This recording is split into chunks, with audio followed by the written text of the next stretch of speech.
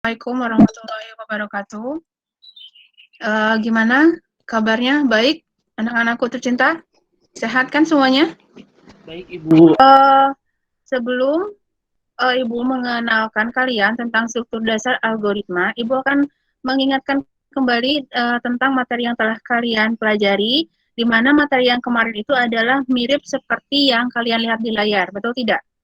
Oke, di mana kalian berkenalan dengan simbol flowchart gitu ya, di mana simbol flowchartnya itu ada terminator, ada input, ada proses, ada output, dan diakhiri dengan terminator untuk penutupnya. Seperti itu enggak? Iya kan ya? Iya, Bu. Oke.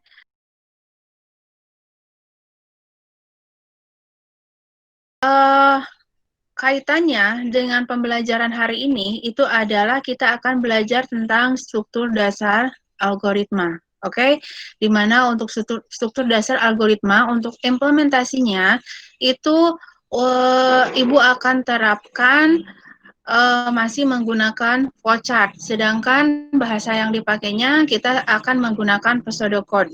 Oke, nah di sini Ibu akan langsung aja, apa sih yang dimaksud dengan struktur dasar algoritma? Oke, kalau struktur dasar algoritma itu adalah kalau secara singkatnya itu adalah merupakan bagaimana sebuah program atau bagaimana cara sebuah algoritma itu mengerjakan tugasnya gitu. Oke, di mana dalam tahapan mengerjakan tugasnya dalam struktur dasar algoritma itu dibagi menjadi 3 ya. Nah, dari 3, yang satu itu adalah runtunan atau sequential, yang kedua itu adalah algoritma percabangan, yang ketiga itu adalah algoritma perulangan.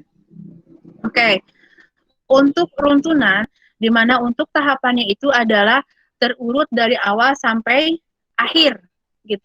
Dari video yang Ibu share, analogi itu adalah ketika sebuah mobil gitu akan pergi menuju ke sebuah kota B, maka arahnya itu adalah lurus, tidak belok kiri atau belok kanan. Seperti pada flowchart pun implementasinya itu sudah seperti itu. Dimulai dari terminator mulai gitu ya, lalu masuk ke input, di mana input ini adalah proses untuk mendapatkan data yang nanti akan diolah oleh sebuah proses gitu ya. Nanti hasil pemprosesannya itu akan dikirim pada sebuah output gitu ya, ketindai dengan terminator selesai, seperti itu. Oke, jadi itulah algoritma percabangan. Nah, algoritma percabangan di sini, ini ada belok-beloknya nih, gitu. Oke, jadi ketika dari input mau menuju ke output gitu ya, itu ada proses pemilihan kondisi terlebih dahulu gitu ya. Nah, sehingga nanti kalau digambarkan menggunakan flowchart seperti yang kalian lihat, dari input mau ke proses pengolahan data harus melewati pemilihan kondisi terlebih dahulu, di mana untuk pemilihan kondisinya pada flowchart menggunakan simbol yang lain atau menggunakan simbol tambahan, di mana simbolnya itu adalah berbentuk belah ketupat kalau nggak salah ya, seperti itu. Oke, nah Ibu perbesar, nah seperti ini simbolnya. Nah, jadi sepertinya di sini, belah ketupat di sini atau selection ini, itu adalah memfilter dulu data yang nanti akan diproses. Untuk penyeleksiannya, di sini si selection atau si belah ketupat ini memiliki sebuah kondisi, di mana kondisinya itu adalah data usianya yang dimasukkan sebagai input itu adalah harus lebih dari 17. Seperti itu. Oke, paham tidak sampai sini? Paham, Bu. Perulangan, untuk prosesnya atau outputnya, gitu ya, itu akan dicetak atau akan dieksekusi sampai beberapa kali. Sampai pada akhirnya ketika dicek nilai I-nya itu sudah mencapai 99 gitu ya. Berarti ketika nilai I-nya sudah 100 gitu ya. Nih, nilai I-nya sudah 100, maka di sini tidak akan mencetak lagi atau tidak akan mengeksekusi perintah outputnya, tetapi akan langsung kepada terminator stop seperti itu. Begitu penjelasannya. Kayak gimana, paham anak-anak? Paham, Ibu. Ya.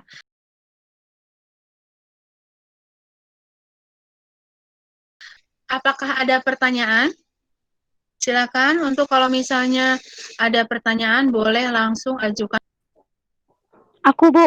Dari Bagaimana hubungan antara algoritma teks, fisik kode, dan simbol flowchart?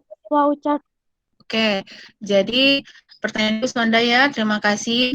Nah, di sini Wanda tadi menanyakan bagaimana hubungan antara flowchart gitu ya sama struktur algoritmanya bersama perintah teksnya atau pseudocode-nya kayak gitu ya. Jadi kalau misalnya struktur dasar algoritmanya itu adalah merupakan alur dari algoritma itu seperti apa, jalannya seperti apa, cara kerjanya seperti apa gitu ya. Sedangkan kalau flowchart-nya itu adalah sebagai sebuah diagram gitu ya untuk menggambarkan kepada kita gitu ya supaya bisa dilihat secara konkret gitu ya bagaimana sebuah algoritma itu bekerja. Oh ya, untuk tugasnya bisa kalian besok cek di LMS ya. Ibu, kan di sini ada garis putus-putus ya, Ibu? Garis putus-putus. Oh ya, oke. Itu sama dengan simbol arus yang biasa, Ibu? Iya, sama aja gitu. Tidak ada bedanya. Itu hanya untuk membedakan saja. Maksudnya kamu yang ini ya? Bentar. Nah, ini ya? Iya, Ibu. Oh, sama aja. Ini hanya untuk lebih membedakan gitu. Apa sih? Arus gitu ya atau alur yang yang menunjukkan pengeksekusian pengeksekusian pada perintah yang sama gitu ya. Sedangkan ini adalah arus untuk menunjukkan kalau misalnya tidak ada pengeksekusiannya lagi karena batas dari nilai dari I-nya sudah mencapai 100 seperti itu. Sama aja gitu. Baik, Ibu. Terima kasih.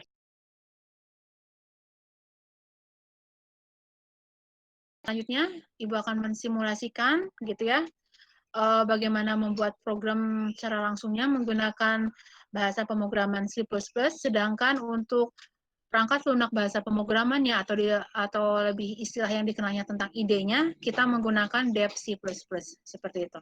Oke, Assalamualaikum warahmatullahi wabarakatuh.